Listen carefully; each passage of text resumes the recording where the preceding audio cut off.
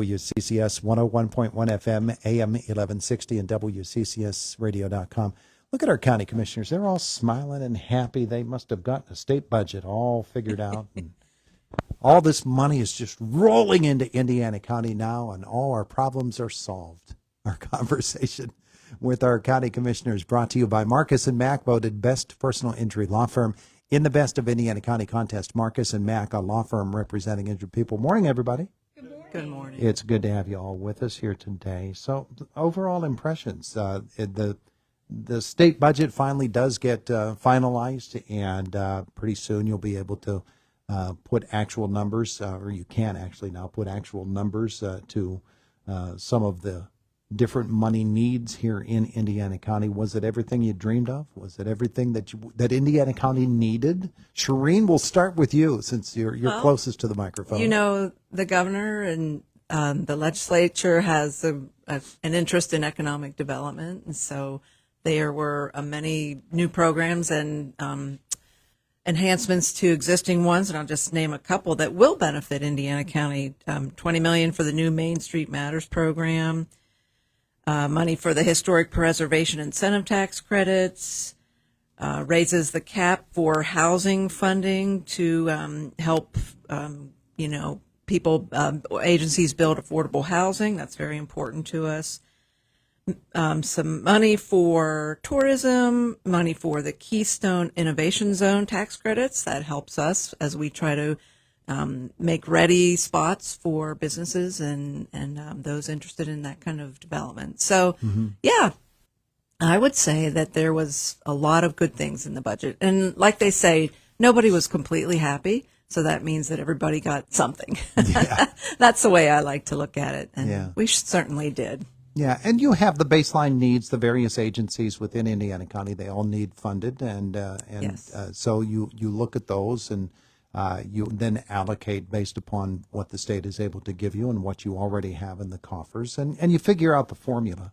And it's never easy, and I know it's not a fun process, but it's a necessary part of what you do, and it serves so many people in Indiana County. I think that's the really important part of any budget process. You have to meet your bills, just like every household has to meet its bills. The county has to meet its, and this is a whole part of the painful process. Now, though, you get past that budget and move on to other business within Indiana County. And so, folks, you mean move on and start the new budget? Yeah, well, the budget is actually a 365-day-a-year process. We'll give you leap day off. So you've had your one day off this year. Let's get back to work on that, will you? But you look ahead. Where does Indiana County go from here, and what do you do with the funds that you have, but with the various needs that you have? So let's try to identify what some of those needs are and where you're going to be looking in the next. Break it down. 3 months, 6 months. Robin, want to step up and take a swing at that one for me? Yeah, and I think to the point that budget is year-round, right? It doesn't end when you get funded. It doesn't stop, and it doesn't not mean that you're not continuously working on what the priorities were, how much money you have to work with, and how do you go forward regardless. So we all know mental health across the gamut, not just in Indiana County, but it is the number one issue. It was also funded with $20 million. They were asking for $250, but it's a start to what the county-based services, what you're talking about, needs so desperately across the board. So you're talking about numerous school districts. You're talking about the hospital. You're talking about children and youth services, Alice Paul House, right? You're talking about a vast amount of services that need this kind of funding, let alone our behavioral health, because it crosses everywhere. So that's huge, and we will continue to work that. We continue to work the priority in the county, which is our next economic driver, of which all of those things that Shireen mentioned in the budget will be helpful to support. Workforce development, economic development, but the School of Osteopathic Medicine with the university and the partnership with IRMC, building their new behavioral unit. They're putting the veterans assisted care over there now. I mean, you were watching this on the the creation and the building infrastructure coming up, that's a real economic driver for this community. Yeah. While focusing and not letting our foot off the gas on either the Homer City Power Plant and what's next there. We got to keep that moving forward and make sure that there is reinvestment and economic development to come there. And right, you just in broadband, and the list goes on. So we just continue to try and move those things we've been working on that are real investments for our residents and their future. To be blessed, what I think, to live in a place like Indiana County.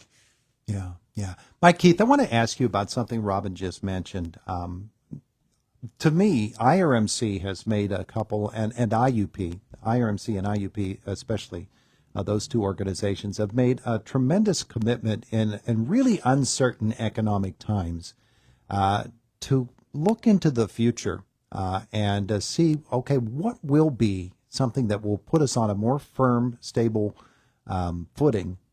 And at the same time, they have to take a risk or two in order to make that happen. I think of Mac Park. I think of the College of Osteopathic Medicine. I think of the mental health facility going in at IRMC. All of those things coming together.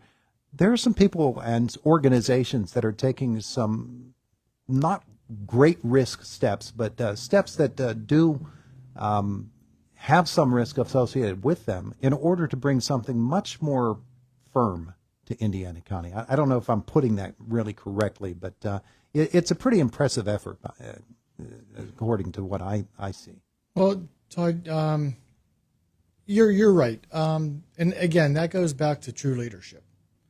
All of those organizations that are looking to develop new things, those are the people that are continuing to think out of the box.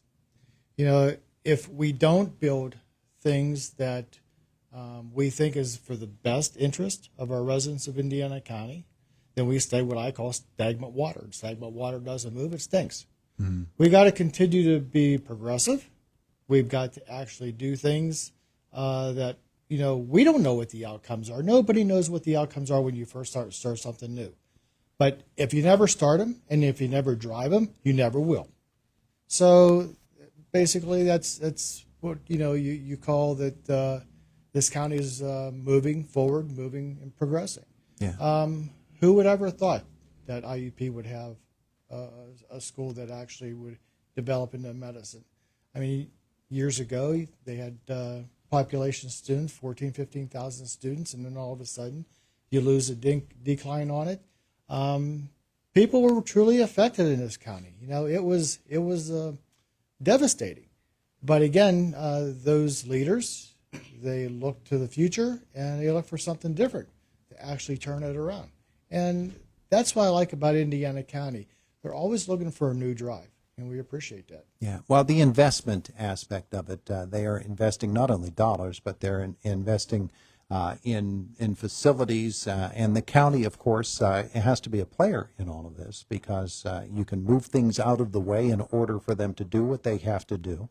You can, do whatever you can to accommodate something that is really going to benefit the entire county and the entire region. And I think that regional aspect of it and having people that are pointing toward Indiana County instead of pointing outward from Indiana County, I think that's a pretty important thing. Yeah, I would support that. And I think we all realize that, we're government and we have a number of economic development partners, and basically, as they say, government, get out of the way, but help us wherever, when we need those, we need you to remove some barriers, right size regulations and bring in the tax credits and do the things that we can do as county government, which are many. There are many things, but we do see things happening. I went to a ribbon cutting for a great event center out in one of our rural areas. Our downtown theater has celebrated 100 years. This community revitalization and economic development, it's real. It's happening. That doesn't mean that people aren't struggling and that we don't have a lot of challenges, but there are a lot of federal investments, state investments being made. Our airport is expanding. It's very much part of our economic development scheme of things to, to bring in businesses and to support the existing businesses. So every day, and I know some people get to the nitty gritty of things and get to the details. I know the other commissioners work on, like you say, the regional development kinds of things and aspects. And I know Commissioner Gorman works hard with the Southwest Pennsylvania Commission, which is very helpful. And then, it takes all hands on deck, as they say. But we have a great economic development team, a lot of people working on the community revitalization. I meant to mention there was a lot of money in the budget, and its own budget line now for agricultural conservation assistance, which Indiana County will benefit greatly from. There's just so much happening. It's almost hard to capture it all. So I'll let it go at that. But lots of really awesome things happening in Indiana County. Yeah, I think when you think back 15 years maybe or so, that the downtown Indiana revitalization, that's how long it's been, and what that did. Yeah. Blairsville the same way. They have done yeoman work in Blairsville to make that town vital once again. And there are communities like that all over Indiana County. I see it in all of our small communities, Salzburg and Homer City. And it's really something that's happening. We need to keep that momentum going. That's the challenge. A lot of people doing a lot of hard work. Yes. All right. Well, all right, Mr. and Mrs. and everybody else, all of our county commissioners. Before we get off, I just want to shout out the county's going to lose a valuable director. Come from a week from this Friday, and that's Alan Walker. Yeah. Alan Walker's been with the county, and he's been a director of the Veterans Affairs. Done a great job. I mean, Alan has taken that and, again, thinking out of the box, turned that around. So many accomplishments on his behalf, and the county is going to miss him. So I just want to congratulate Alan on his retirement, and good luck in his future endeavors. Yeah. Here, here. Yeah, he's a great guy. Al, we're going to miss you. Yep. And of course, they're already picking him up in Colorado, putting him to work, and Yeah. he's embracing it, of course. Their gain. Yeah. Well, he is. He's a great asset for Indiana County. I'm going to miss at least waving to him every morning when he walks over to work. Well, thank you all for coming in to visit with us here this morning. It is always good to catch up with our county commissioners, find out what's going on with them. It is the voice of Indiana County, WCCS. Fox News coming up next.